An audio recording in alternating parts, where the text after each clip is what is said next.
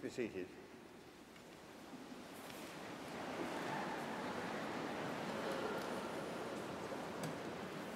I speak there,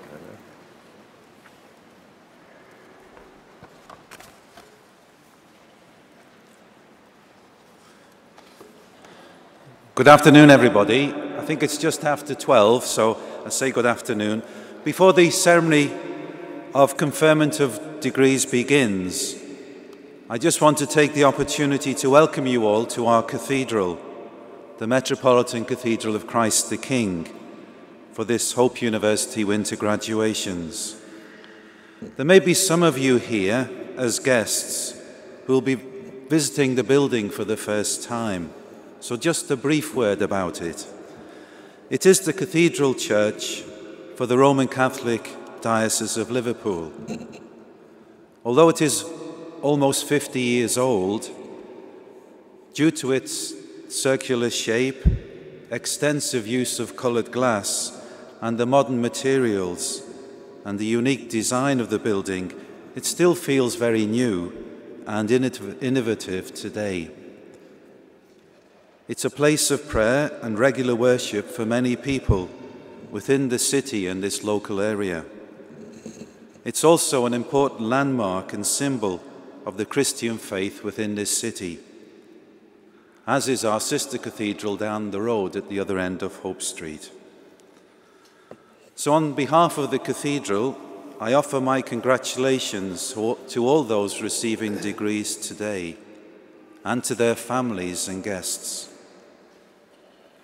It's a day of celebration for you, acknowledging personal achievement and the tuition and support that has been provided by Hope University for the foundation of these achievements that you celebrate today.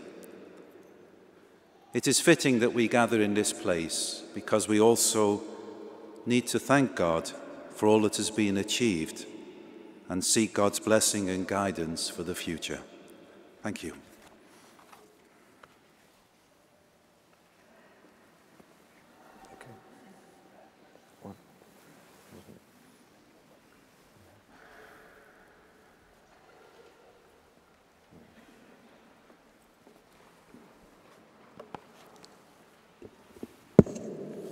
Please stand.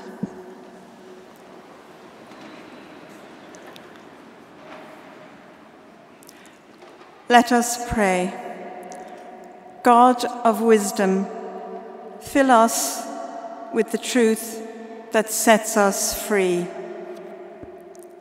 God of joy, accept our gratitude, praise, and wonder. God of new beginnings, encourage those who graduate today in their next steps along the way. God of truth, freedom, and love, inspire our celebration. Bless those who have achieved so much and send us out to serve your kingdom in the world. In the name of Jesus Christ, our Lord. Amen.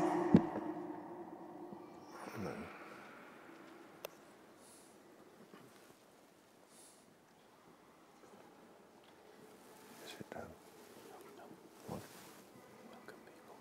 Yes, still standing.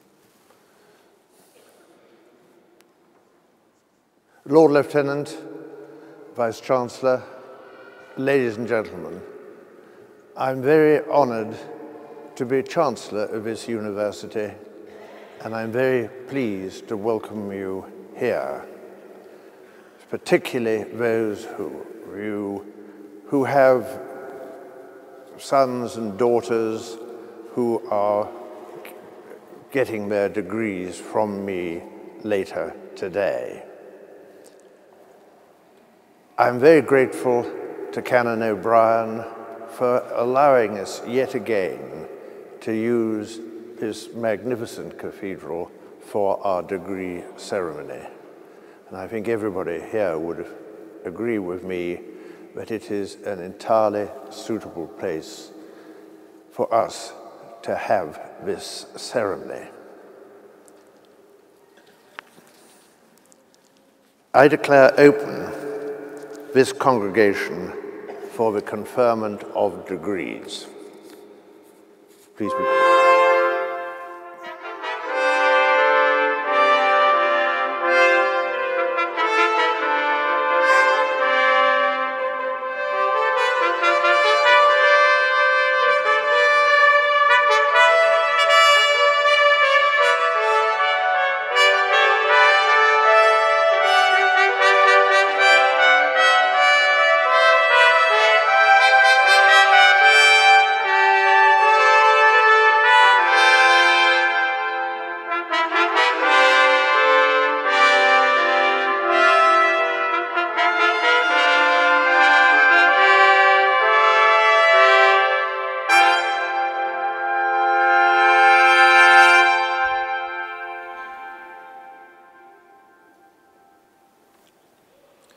Please be seated.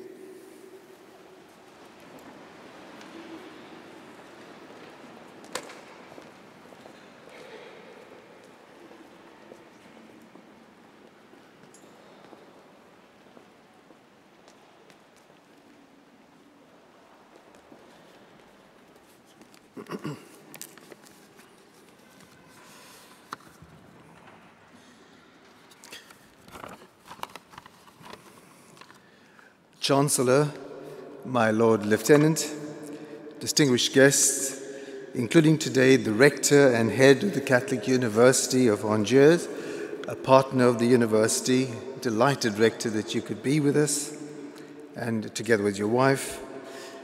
But also, ladies and gentlemen, at the center of the stage today must surely be our graduands, the majority of whom at this graduation ceremony will be receiving postgraduate degrees.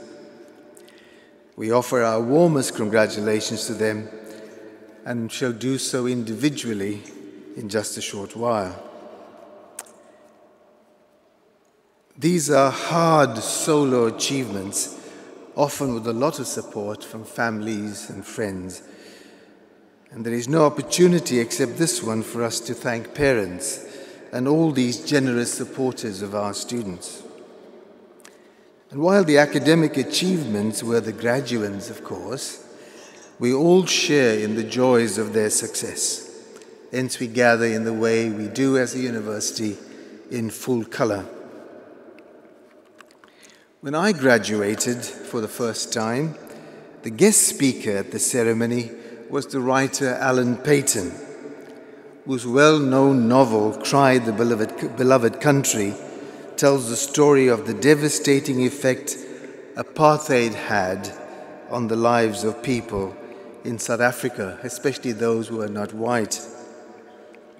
I remember well that day, and I can still see him, white-haired, strong voice still, but wavering from age, as he took longer pauses and discernibly needed the podium to lean on. An old man now, who had observed carefully the effects of that evil system.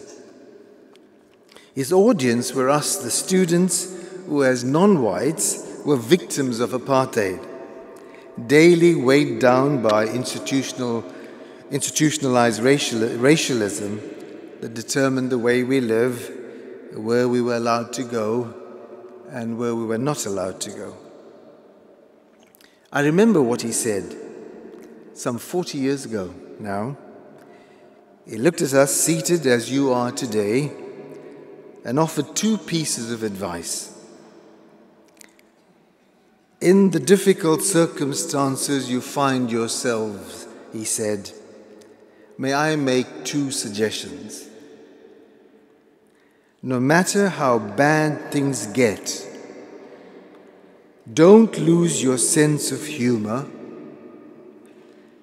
and do not become obsessed about anything, no matter how difficult it gets. Do not lose your sense of humor, and do not become obsessive and fanatical. I still remember it so well because these are gems of wisdom, very valuable for our time. At the beginning of a new century, we are still riddled with all manner of uncertainties. Wars and rumors of wars, inequalities and social injustice, not only in the predictable hotspots of the world, but in the midst of our privileged and well-endowed societies. The two extraordinary individuals we are going to honor just now, Mr. Ken Loach and Ms. Lise Doucette, have helped us to see the horror that people have to cope with. One, through discerning and thoughtful films, and the other through insightful and penetrating journalism. They help to hold before us the human predicament, and they help us encounter some of the most troubling proclivities of our societies. Now, I should say our university has made phenomenal progress. The official published figures show that 92.8% of our graduates are employed within 6 months of graduating, and that 68% of them are in graduate-level jobs. The official figures tell us that we have the best retention of students against benchmark of all the 12 universities in the northwest of England. It also tells us that we have, in terms of the percentage of doctorates on our staff, that Hope University is in the top 20 of all universities in the country, above much older and larger universities such as the Universities of York and the University of Birmingham. And then the news recently, just before Christmas, about the research intensity of the university. By those measures, our university is in the top half of the table of all universities in the country. And in fact, I am in the top 4 for the Northwest. Now, all these are fine, and we take a great amount of joy in these achievements. But our greatest joy is when our graduates commit themselves to a serious preparation to do something that will make our world a better place for us all to live in.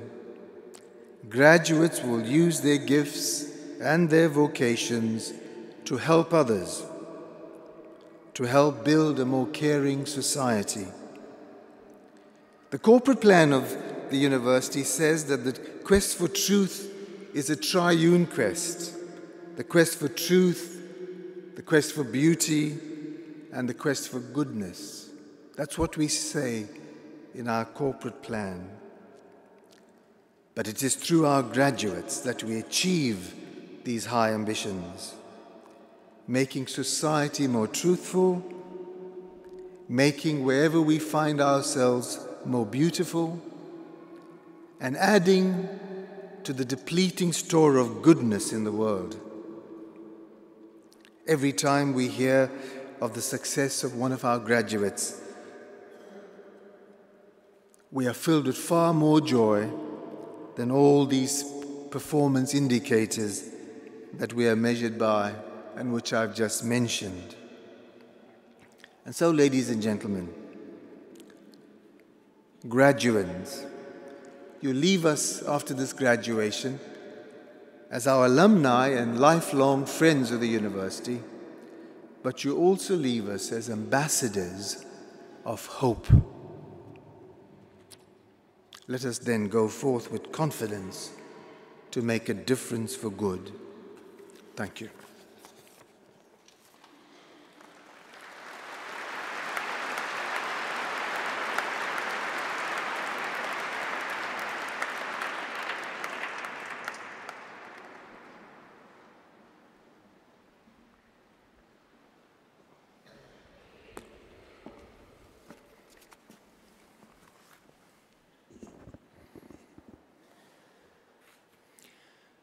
Chancellor,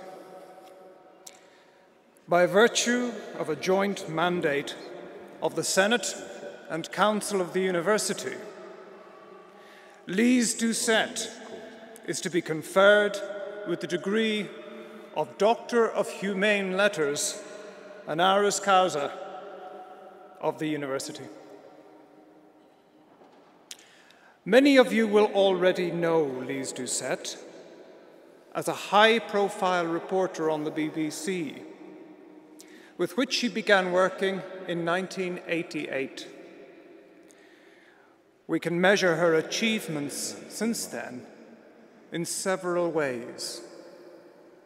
One is her steady rise through the organisation to the positions of BBC Chief International Correspondent and Senior Presenter. Another is, of course, her elevation to OBE for services to British broadcast journalism in the Queen's Birthdays Honours List last summer. There is, too, a brace of other recent awards, including the Edward R. Murrow Award for Radio Reports, the David Bloom Award for Television Films, and the Radio News Journalist of the Year Award at the Sony Radio Academy Awards in the UK. But I get a sense that awards are for Lise incidental to her purpose. She is a reporter of news in parts of the world where humanity most needs the assistance that globalized, impartial journalism can bring in its wake. Because of Lise, her production teams, and others like her, policymakers and the public alike can better understand some of the most important events of our time. She has been our eyes and our ears during the Arab Spring and the Syrian war, in Afghanistan, in Pakistan, from where she has reported since 1988, and amid the awful natural disasters, including the Indian Ocean tsunami and flooding in Pakistan. Her job is not for the timid. She was the only journalist present when a gunman fired on Afghan President Hamid Karzai in 2002. She interviewed Ahmed Wali Karzai, his half-brother, in April 2011, shortly before his assassination. Unsurprisingly, Lise is frequently asked, why is she not afraid? I think her answer is revealing. She says, and I quote, "I have to observe the situation. I have to talk to people. I have to take the measure of the place so that I can report it back to you. That's what it means to be a professional. You have a job to do, and that is what is uppermost in your mind." Well, it seems a straightforward response until one realizes that Lise said it after being one of the first people to the scene of a suicide explosion. She watched medics calmly, professionally, work among the carnage.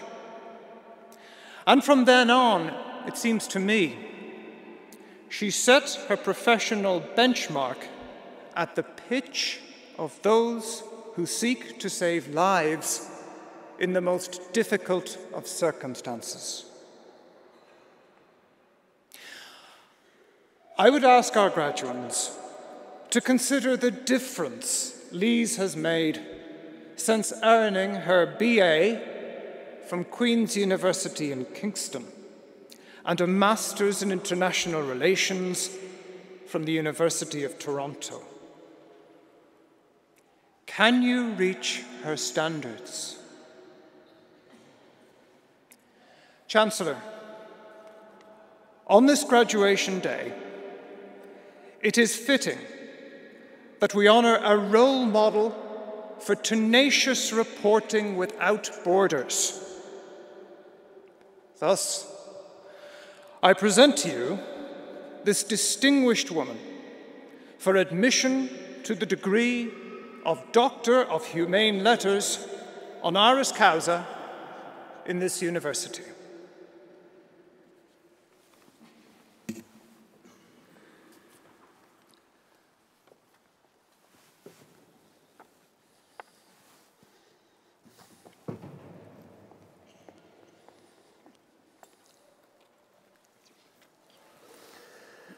By virtue of my authority as Chancellor, and on behalf of the Senate and the Council of the University, I confer upon you, Lise Doucet, the degree of Doctor of Humane Letters honoris causa of this university. Thank you, Lord Guthrie. Congratulations. Thank you.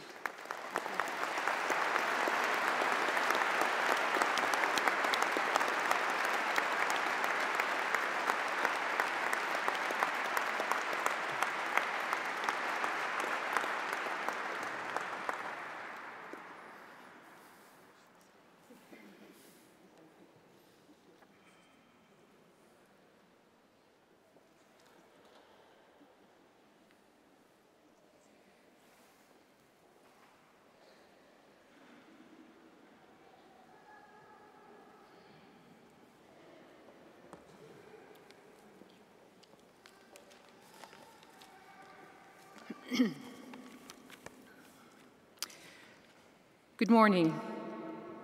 Good morning, and thank you. Thank you, Michael, for your salutation. Thank you to you, all the great graduates of 2015. Thank you to your teachers, your family, your friends. Thank you for allowing me to be part of your day. A special day on a short, cold winter's day. But may a long lifetime lie before you all. And on a day like today, when time is short, let me quote from the shortest of poems. It was given to me by my sister after I first graduated 30 years ago. It's from the Irish poet, the late Irish poet, Seamus Heaney. And it goes like this: the way we are living, timorous or bold, will have been our life. What is it they say to you here at Liverpool Hope? A path of excellence, without reservation, without hesitation. Bold or timorous? Do you seize the day, or does your day seize you? And on days like this, we all want to reach for those inspirational phrases that say, today is the first day of the rest of your life. And I hope it feels like that. I hope it is like that. But you know, tomorrow, we're going to wake up. It's going to sort of be like today. We're going to worry about all the emails we didn't send. We're going to worry about the emails we did send.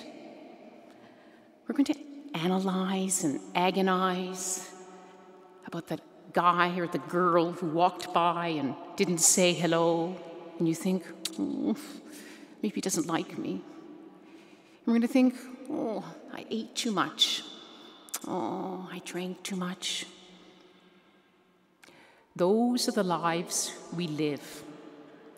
Lived with the biggest of dreams, the smallest of despair and disappointments. Lived with the smallest of matters, the biggest of matters, and both matter. But what matters most of all is not these events, big or small, but how you respond to them. Let me draw from my own years. About the year just after I graduated, and I went to West Africa to try to become a journalist. And receiving a letter from a Canadian paper which had this sentence that said, well, since you're not a journalist. And I said, I am a journalist. How dare you say that I'm not a journalist? Or the telephone call years later I received from an editor at the BBC, and he said, you know, Lise, why don't you work for an American radio station? You know, with an accent like yours, it might be better. Really? No, not really. 30 years later, I'm still at the BBC. Along your way, people will try to crush your dreams, ruin your day. Along the way, you may decide to change course, to change your dream. But it must come from within. It must come from your own center, which centers you. Because graduates of 2015, the world that is around you needs you around. A world in which we live, in which there are the best of times, the worst of times. A world where we have never been so connected, but never been so far apart. A world where some areas have never been so much at peace and others so much at war. A world which has never been so big and never been so small. This year, as 2015 began, when I joined BBC Radio 4's Look Ahead, they asked us for one word which would define this year. And I took two. One world. Because we live in a world where international news are no longer foreign. That the big local stories are global stories. The spread of Ebola in West Africa reaches all the way to Britain. The rise of the so-called Islamic State group in the Middle East affects us, challenges us. So do lower oil prices, so does climate change. And as this year began, my prediction for the year came true.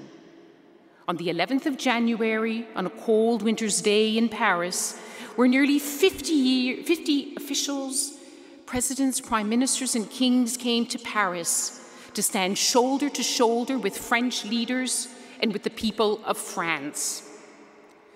People of all faiths, of no faith, young, old, new immigrants, old traditional families. The world stands with France was the headline in the New York Times. They should also have said, we stand with the people of northern Nigeria, of Baga, where again the militant group Boko Haram had attacked, causing suffering and killing. But when it came to the story of the worst terrorist atrocity in France in half a century, an atrocity carried out in the name of extreme Islamist groups, there were other, smaller stories of individual courage and boldness. The story of a young immigrant, Lassana Batili, 24-year-old from Mali in West Africa, who when a Jewish supermarket was attacked, he took some of the shoppers downstairs and hid them in a fridge and saved those lives. And when they honored him with French citizenship, he said, "People say I am a hero. I'm not a hero. I am Lassana. I acted from my heart. Tomorrow, I will do the same." And another Muslim, 42-year-old Ahmed Merabet, whose family originally came from Algeria, who was at the offices of Charlie Hebdo magazine, and he got in the way and he was gunned down. And in a tearful press conference, his brother said, "Don't confuse us Muslims with those terrorists. My brother was a police officer for 8 years. He lived by French values of liberté, égalité, fraternité, liberty, equality, fraternity." What do you find when you look within? When you look at the complicated political stories of our day, they are human stories. They're our stories. Stories of brothers and sisters, parents and children, friends and family. So as you step into your future, graduates, it doesn't matter whether you cross the world, cross the country, or just cross the street to work. This is a world where different cultures, different faiths are no longer out there, over there. They're all around us. You come from countries far and wide, from Nigeria, from Austria to Afghanistan, from Pakistan to the Philippines. Some of you will make your home here in Britain. Some will go back to their first home, and some will make a new home. Wherever you go, you'll be reminded of one world, a world not always at one, but linked in so many ways. When Radio 4 asked us for the word for the year, they asked us too about the person. Who would dominate the news? In previous years, I chose a president or a prime minister, an emir. This year, I chose God. I chose belief. And in the headlines this year, there was belief. In the terrible attacks on mosques and synagogues and Christian schools, and more hopefully, in appeals like that from Pope Francis, who called for respect, for tolerance. You who chose to study at Liverpool Hope know that belief matters. So does respect for other beliefs, and sometimes they matter more. As Shepherd and Warlock once said, the bishops who brought this university together, we are better together. So whatever beliefs you hold, may they strengthen you on your way. Whatever beliefs you hold, may you also believe in something else. Believe in you. Because the way you will be living, timorous or bold, will be your life. Graduates of 2015, go boldly and be brilliant. Thank you.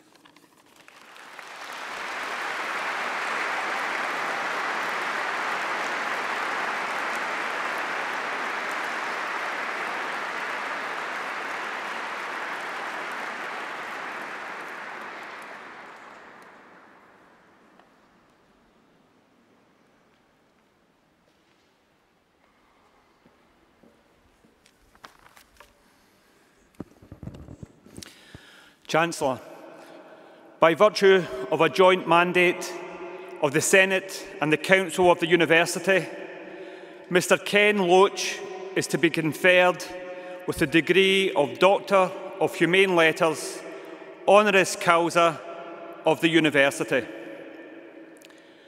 Ken Loach was born in 1936 in Nuneaton in Warwickshire. He was born into a working-class family that valued education highly. At the age of 11, he passed a scholarship exam that allowed him to attend King Edward VI Grammar School, where he stayed to complete the 6th year before going on to study law at St Peter's College, Oxford, via a stint in the RAF as part of his national service. At Oxford University, he threw himself into student theatre. He acted and directed a range of works for both the Oxford University Dramatic Society and the Experimental Theatre Club. On leaving university, he took up the theatre full-time, appearing at the Edinburgh Fringe and in the West End. But in 1963, he joined the BBC as a trainee, and since this point, his working life has been spent in television and in film. Whilst at the BBC, Ken made a number of significant contributions to the corporation's Wednesday Play series. As a social work academic, I have always been interested in the ways that films raise important social issues. For example, the docudramas Up the Junction, Cathy Come Home and In Two Minds all address social problems and issues. They are social commentaries that portray working-class people in conflict with the authorities above them. Up the Junction deals with an illegal abortion.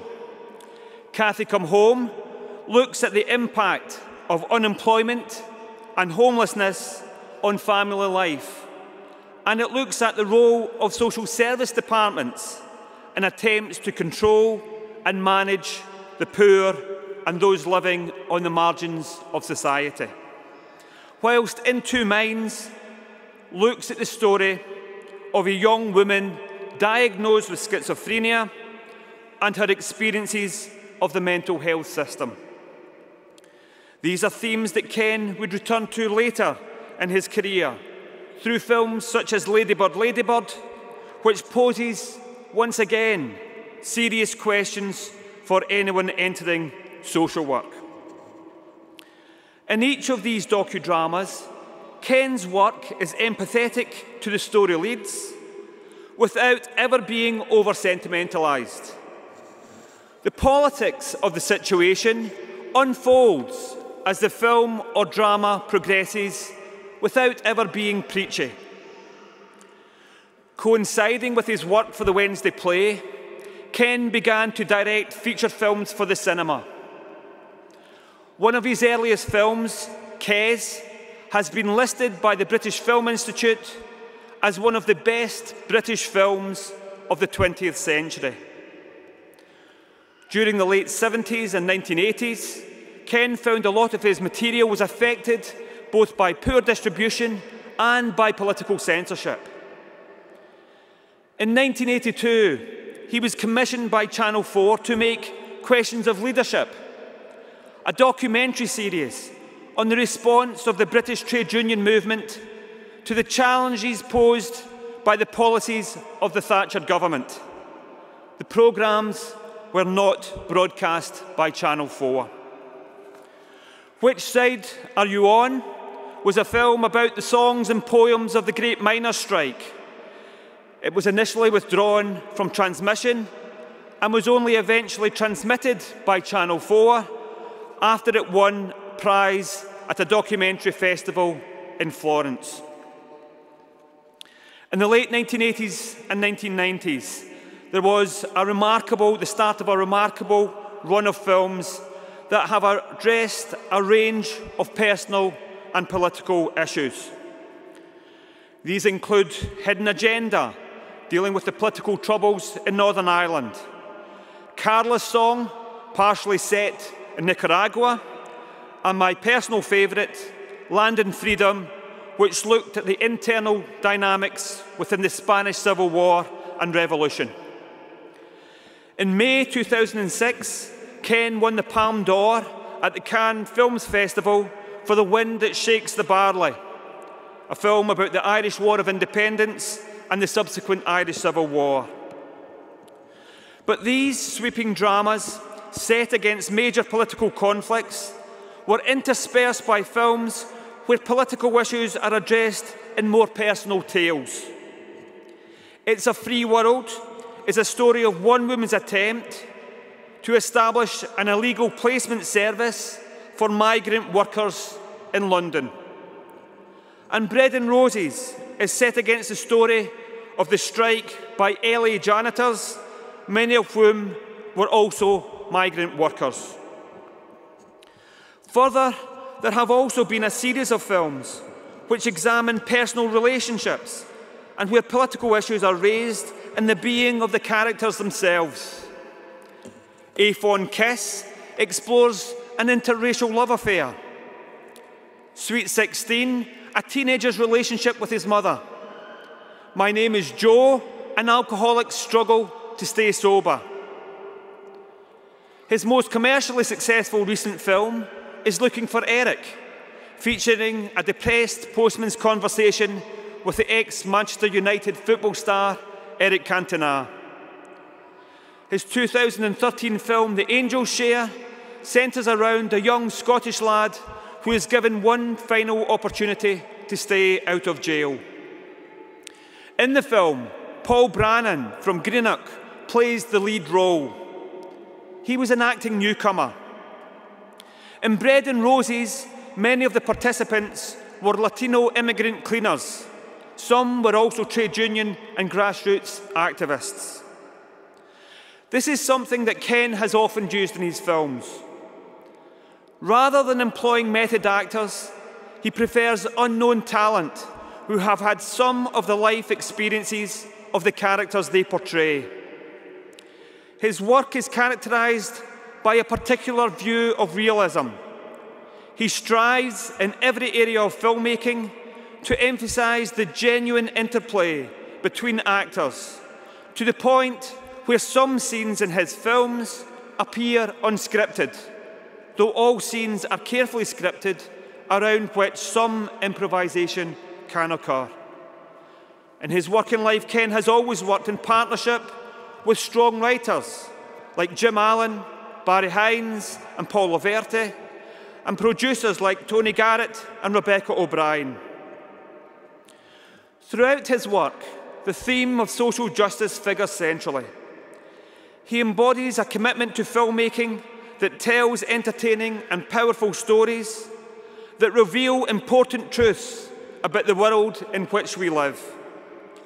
He is a powerful voice for those in the margins, for the excluded, and those who find themselves on the receiving end of authority's whip hand.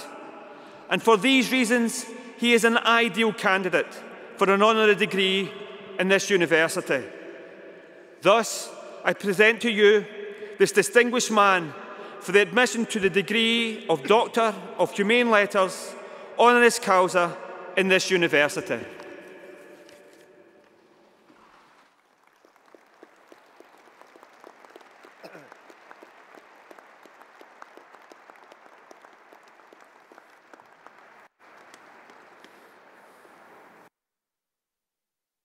We're honoured to have your words. Thank you very much.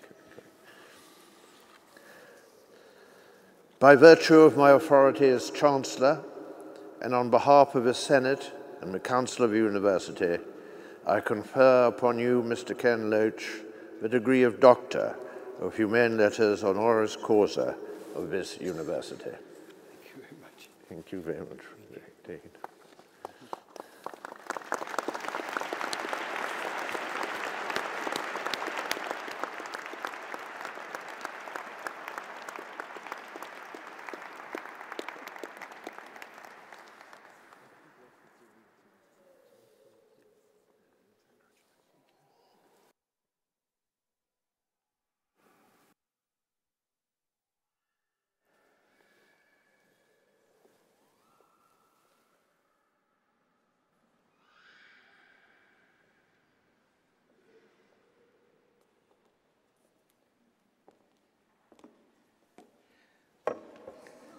Well, good morning, and thank you very much for this extraordinary honor.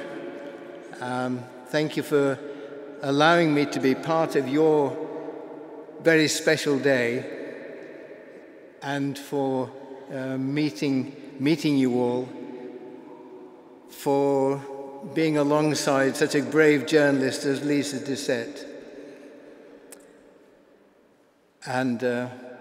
And I congratulate all of you who have actually worked for your degree, unlike me, who gets it for free. And thank you to Michael for the very generous things he said. I wish it were all true, but I hope so. And I wondered on the train coming down what I might say. And the more I thought I should apologize. I should apologize to those of you who are getting your degree and starting your career, because the world we've given you is far less than the world my generation inherited. My generation inherited a world where the public good was something we understood. The people who went before us decided that never again would they tolerate a world with mass unemployment. They determined never again would they tolerate a world of war. And in that spirit, we owned things. We owned the gas, the electric, the water, the railways, the coal mines, the steel industry. We built the National Health Service because we believed we were our brother's keeper and our sister's keeper. And it was a world of compassion and caring for your neighbor, where the state was take care of the welfare of its citizens. Everyone had the right to work, to a job that would sustain them for their working lives and afterwards. That's not the world we're passing to you. And that's our fault, and the generation that came after me. And for that, we have to apologize to you. Because the task you face to recover that is colossal. Most of you, many of you, I hope, will find work. Some will not. And those that find work will find it's temporary. You'll find you're expected to work for nothing. You'll find 0 hours contracts. You'll have periods with no work. I spoke to someone yesterday, a graduate out of university for 2 or 3 years. She went to see a company in our business, the same business as Lisa Doucette and I, a company that makes programs for BBC prime time with a very famous man at the front, David Attenborough. And she was told, yes, there was work. Yes, there was work. She could write for that company. What would she get paid? Nothing. Nothing. Her labor was worth nothing. And that's the world we're passing on, where interns are expected to work for nothing. And that means that that work is available if you're rich enough to be given money in those months. So for ordinary people from ordinary families, they work for nothing. So doors close to them. That's the world we're passing on.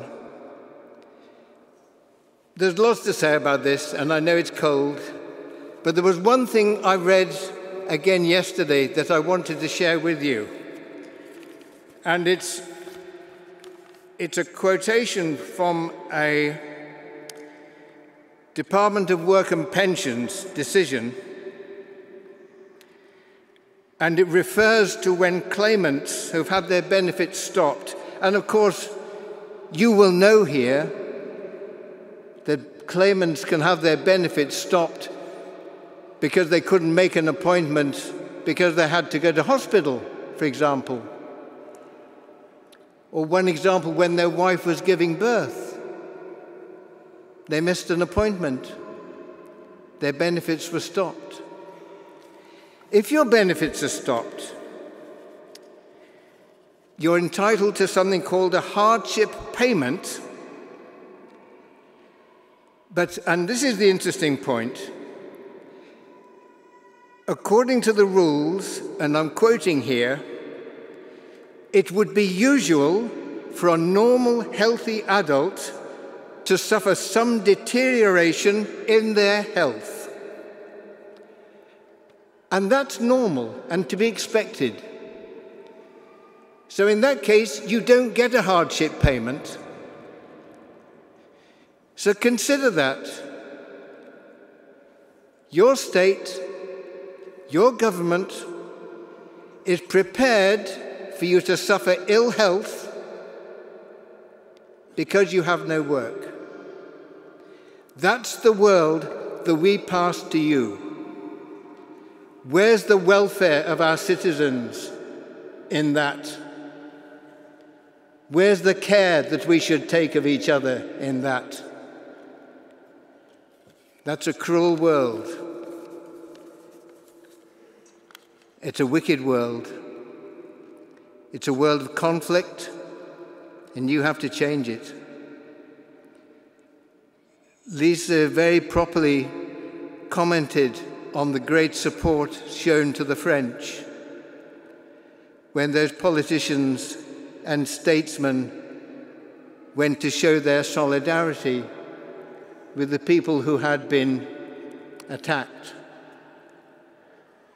What a pity that some of those statesmen and politicians were leading their states into torture, violence, and illegal occupation, and yet went to head that procession.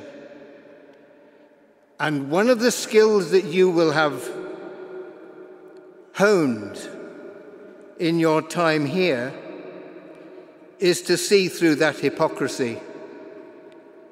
And you need to do it. But what is different for your generation is that now there is an end game. Because the world, the physical world, is collapsing. We know the ice caps are melting. You can't look forward to centuries of a future for your children, grandchildren, and their grandchildren. You have to make the changes soon. And I think we have to rediscover the sense of collective strength, not individual. Your neighbor is your comrade and your colleague, not your competitor and your enemy.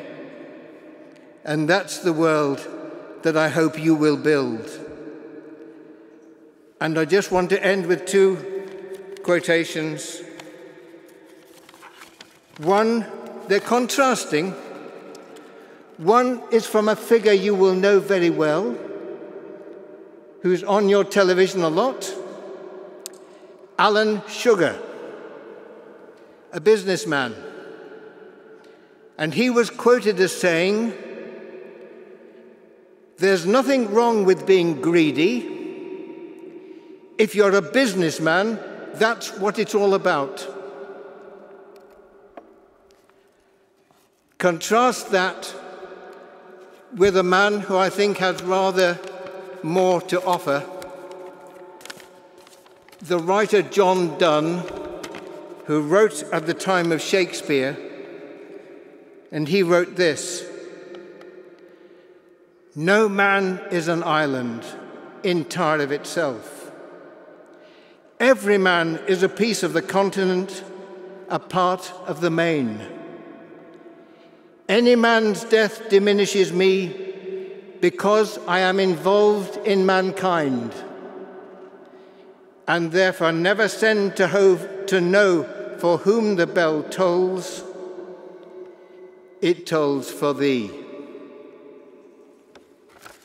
Thank you for this. It's a really great honor. Thank you.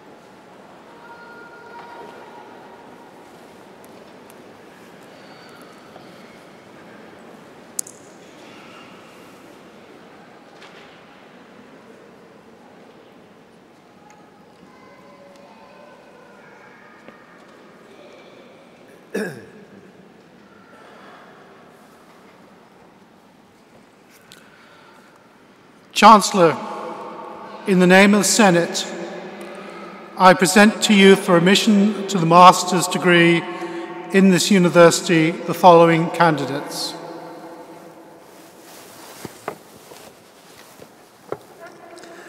By virtue of the authority invested in me, I admit them to a master's degree in this university. Ashley Barris.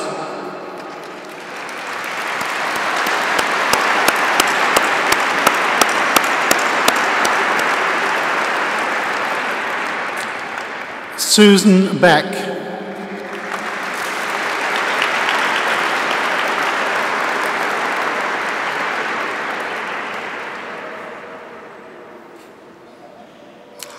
Kate Chesters.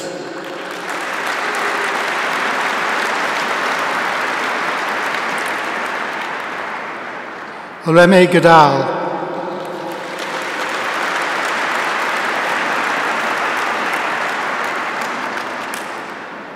Natalie Irvine.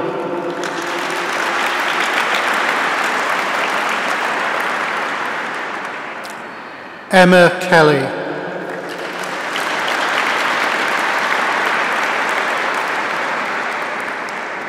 Nicola Selsby.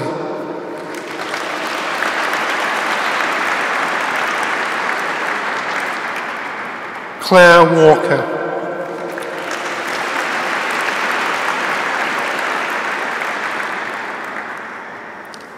Fiona Yakubu.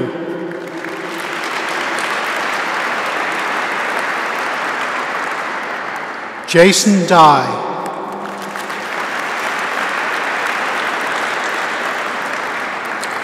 Sarika Frith.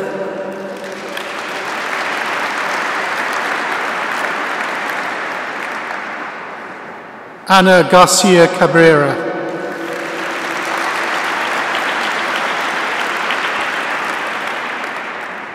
Edward Morgan.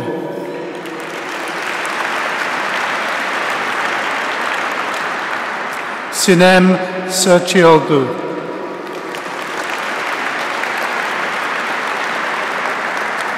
Nathan Stanton.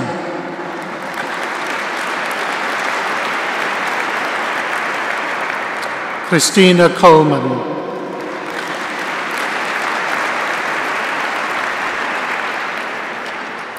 Chantel Inga.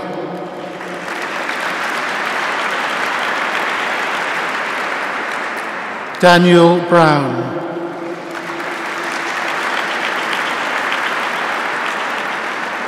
Rebecca Campbell.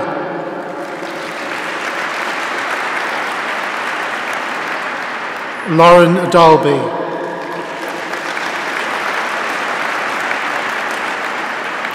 Duke Izunuwaka.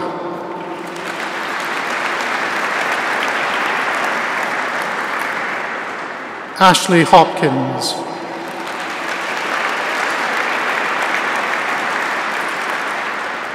Laura Turpin.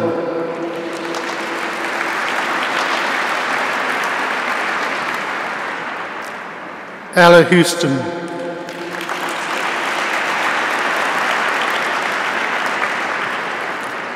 Stephen Newport.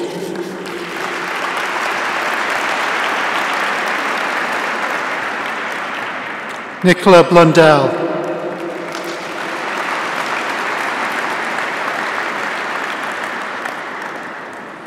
Ruchia Pusawala.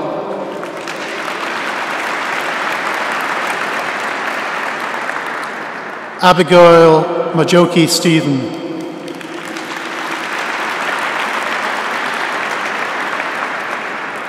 Adil Sheikh.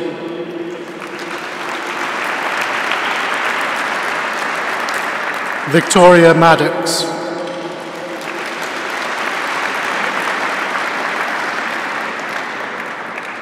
Saina Shihibad.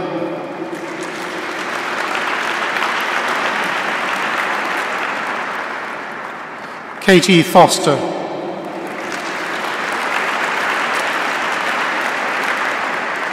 Stephanie Ruskell.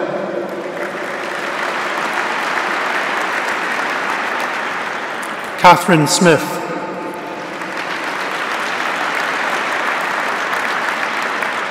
Kohinoor Akhtar.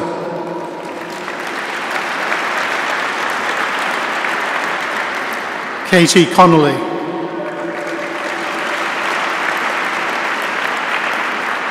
Novella Gautama.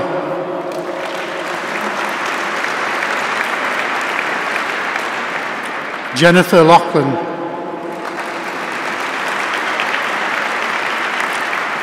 Rosie Brady.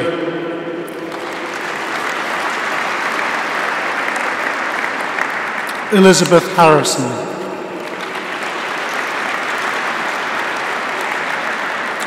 Ryan Hopkins.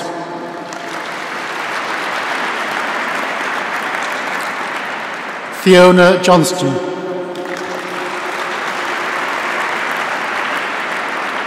Samuel Levi.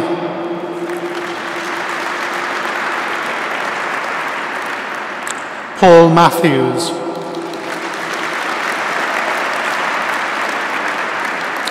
Nina Rogers.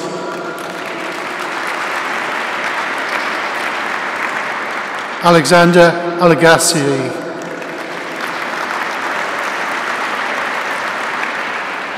Kelvin Awa.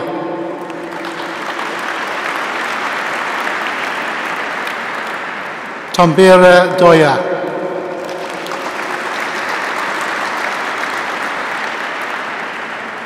Olamide Thadrazanti.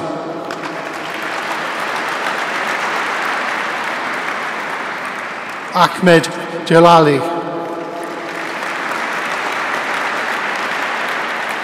Philippa Onuku.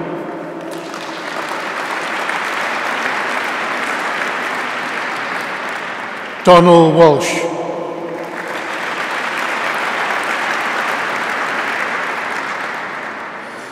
Eugenia Pajunka.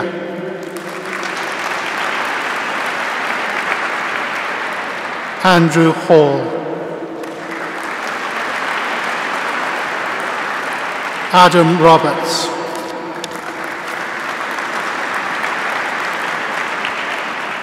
Alexander Golensky.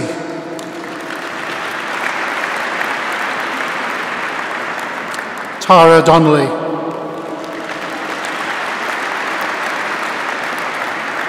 Emily Morale.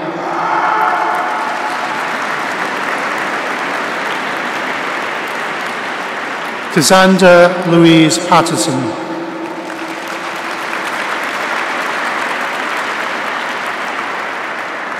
Paul Jones.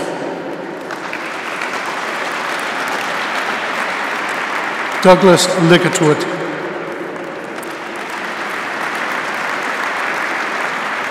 Nathan Mercy.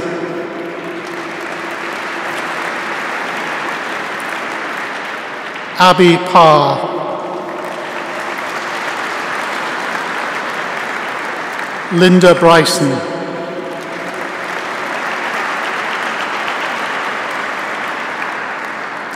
Jill Butcher.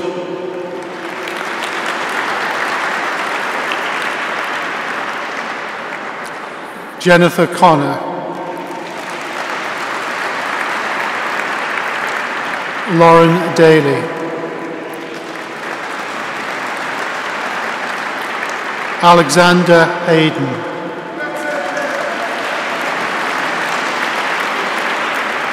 Natalie Hudson.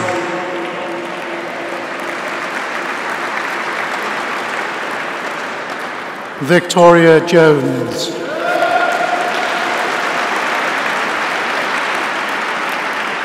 Serena Maddox.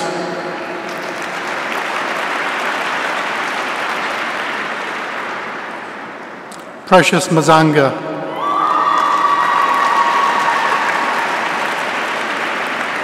Deborah McCormick.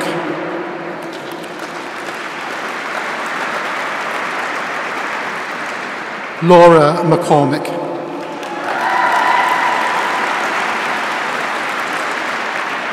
Emma Meredith.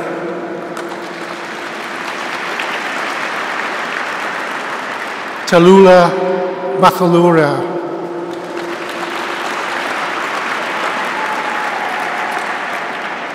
Michael O'Rourke.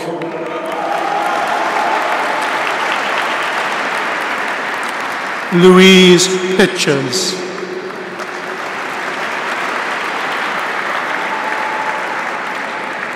Nicola Rolla.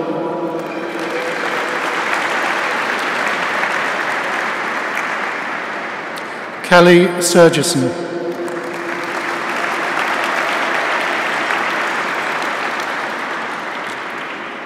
Rachel Shipley.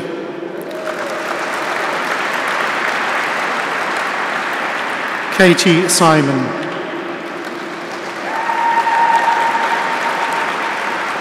Christina Smith.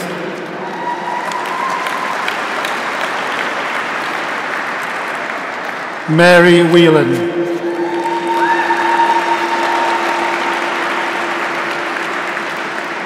Charlotte Martin.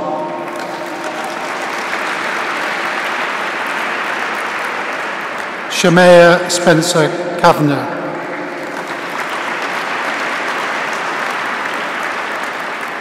Oya Lubwanwo.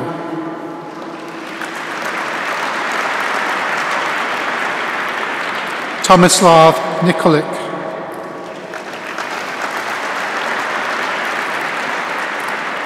Akash Raychaudhry.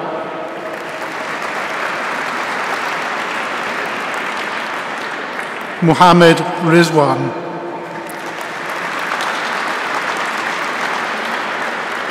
Ambola Sule.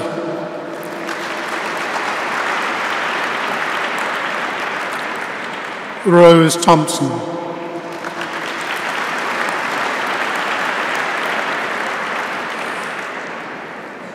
Huju Wu.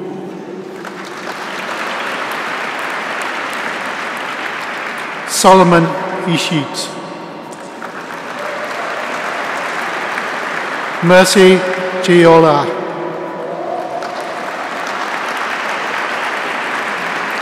Christopher Gossett.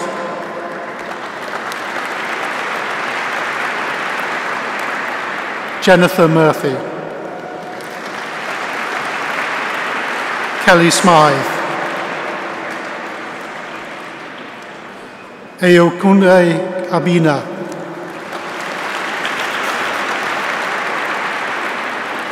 Camille Khan.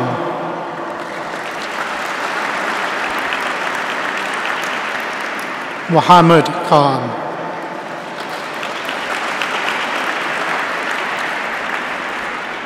Claudia Rita.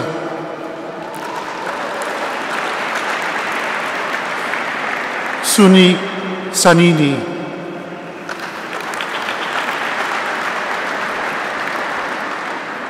Harriet Butterworth.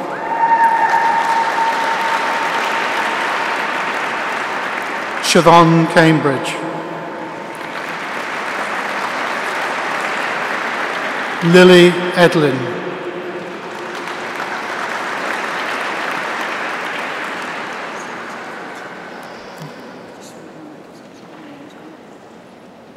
Gilly Fitzpatrick.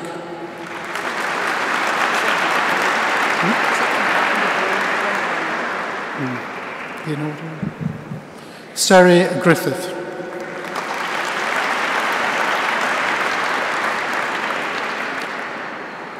Jessica Jones. Drew Norwood Green.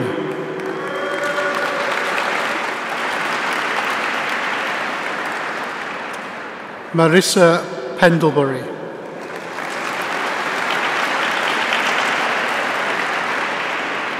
Sarah Jane Tarn.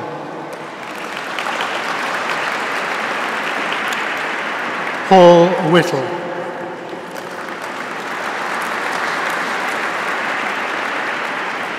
Claire Wright.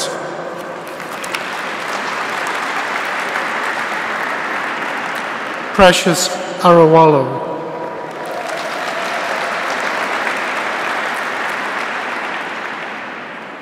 Haida Rahman. And Caroline Gallagher.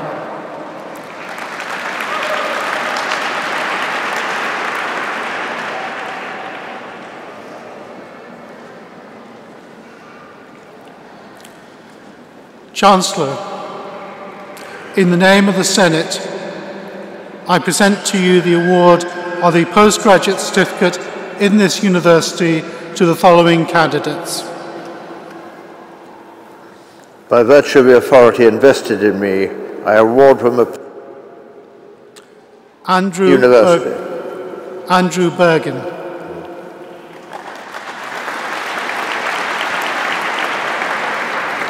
Well done, congratulations. Emma French.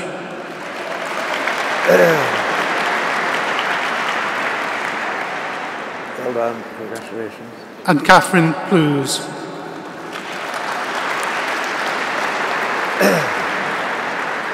Well done, congratulations.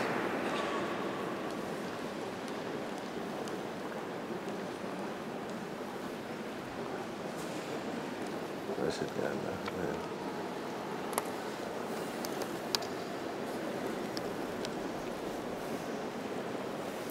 No, he's coming. I'll stand up when he does his bit.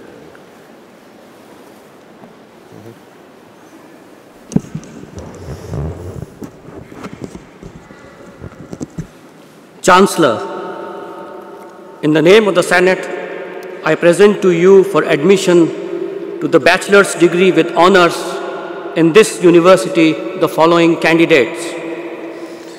By virtue of the authority invested in me, I admit them to a bachelor's degree with honors in this university. Vanessa Caswell,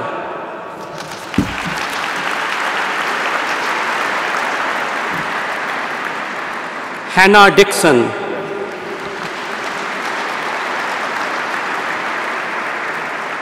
Aoife Keys,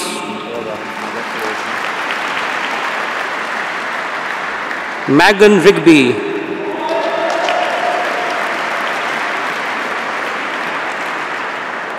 Craig Vaselio,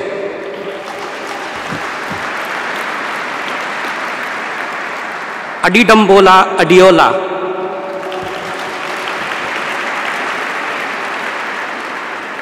Maxwell Burns,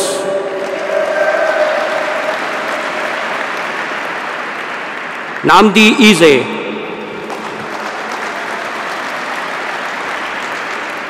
Aaron Jackson, Laura Atherton,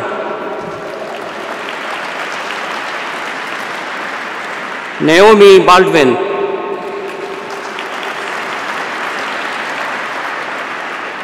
Samantha Accord, Michael Coleman,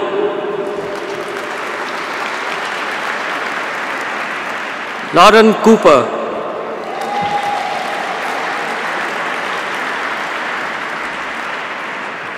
Luke Elliott,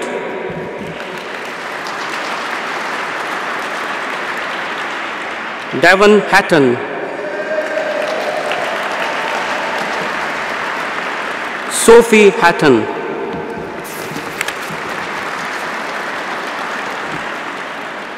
Simon Khan, Kerry McConnell,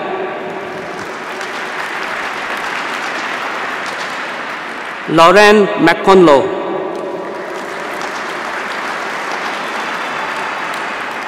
Christopher McKinley, Emma Mitchell,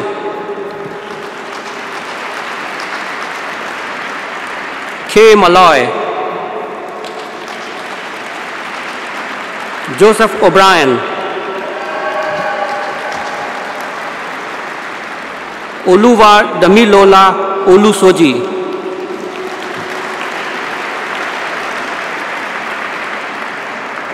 Elizabeth Rogers,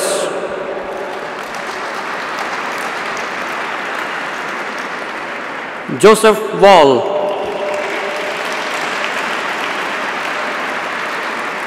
Danielle Whittle, Haley Williams,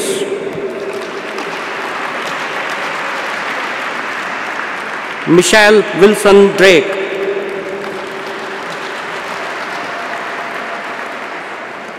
Sasha Leslie,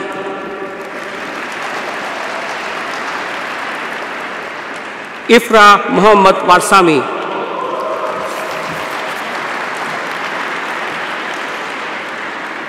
Gemma Roberts,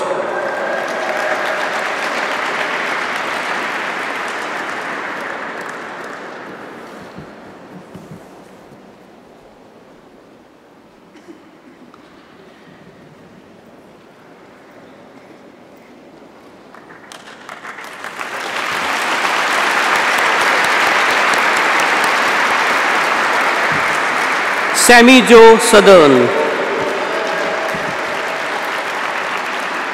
Danielle Blundell,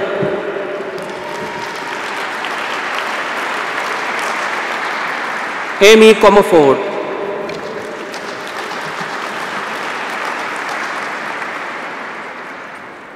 Tom Redmond, Lindsay Mathal,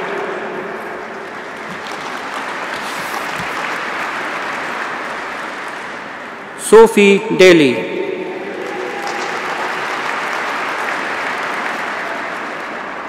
Anna Dooley,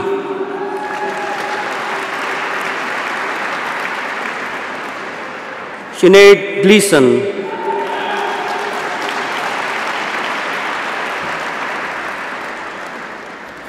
Claire Hines,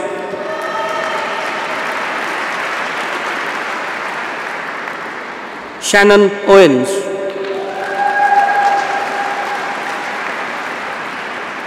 Zara Webb,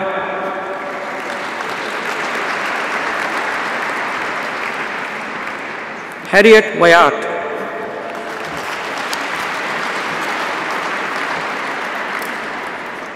Laura Dobson, Lorraine Doherty, Samantha Jones,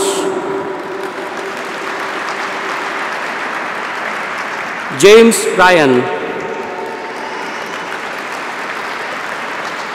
Michelle Woods,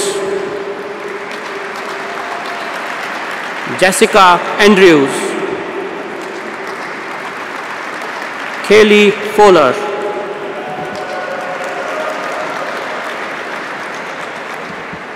Lucy Hood, Peter MacDonald,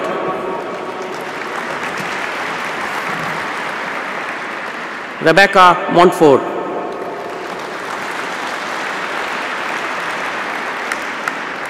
James Bourgue,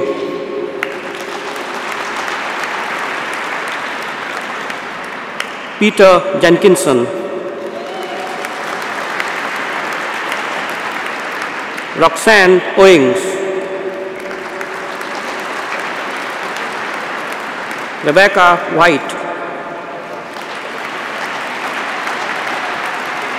Christopher Dolphin,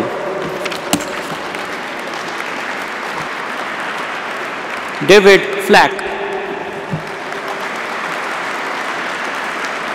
Rory Johnston, Sarah Doherty,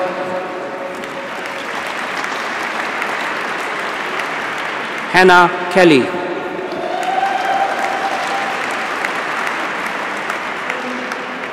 Sabrina Rafiq,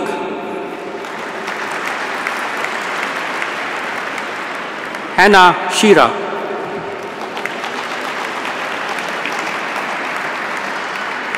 Sarah Bolies,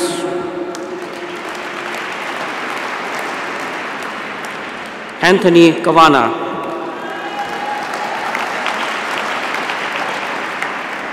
Malcolm Chandler,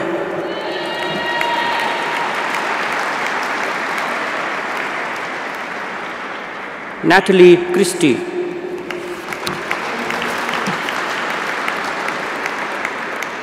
Charlotte Davis,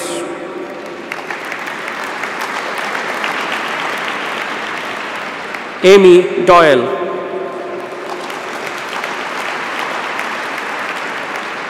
Michael Ellis, Christopher Gattenby, Chloe Hurst, Amy Jones, Callum Lacey,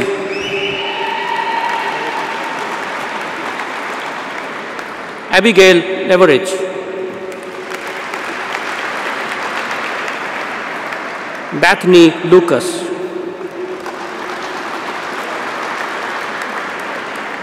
Laura Meehan,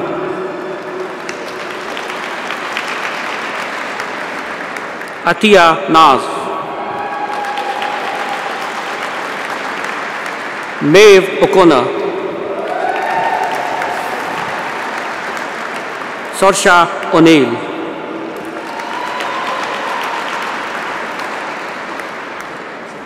Cornelia Litinzianu,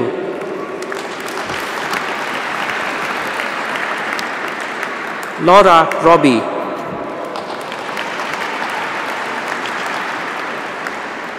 Gemma Ross,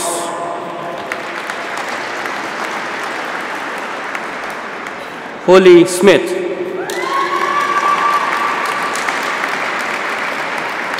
Margaret Ventry, Janet Williams,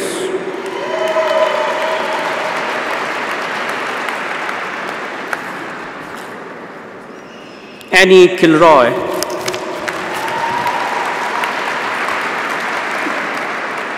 Katie Cherry,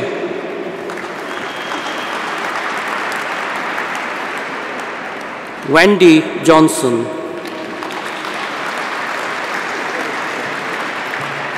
Rachel Woods,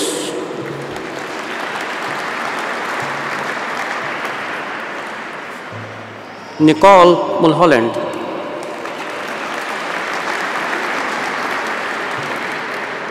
Claudia Talbot,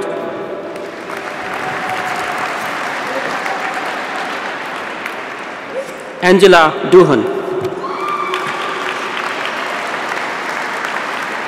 Andre Obida,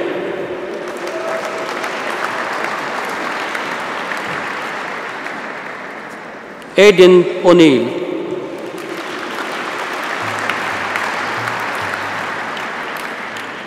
Sean Porter, Benjamin Donald,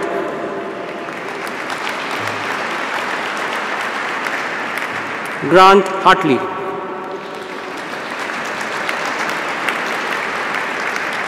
Joel Buckley,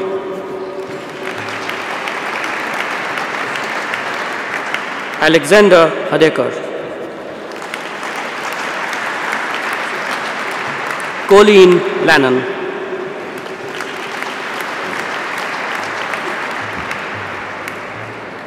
David McTaggart, and Shannon O'Connor.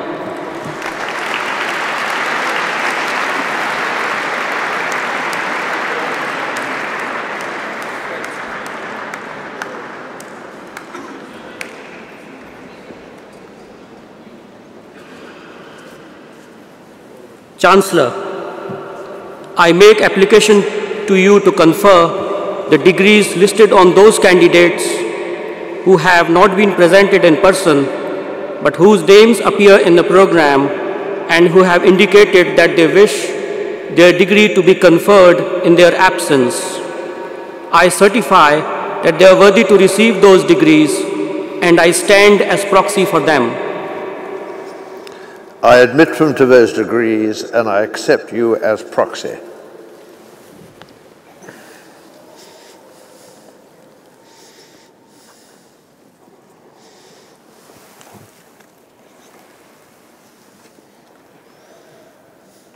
Yes, I'll ask you to stand.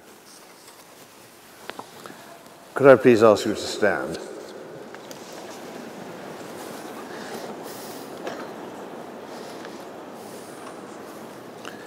I declare closed this congregation of a university. Gratia Domini nostri Jesu Christi et caritas Dei, et communicatio Sancti Spiritus sit semper cum omnibus nobis. Amen.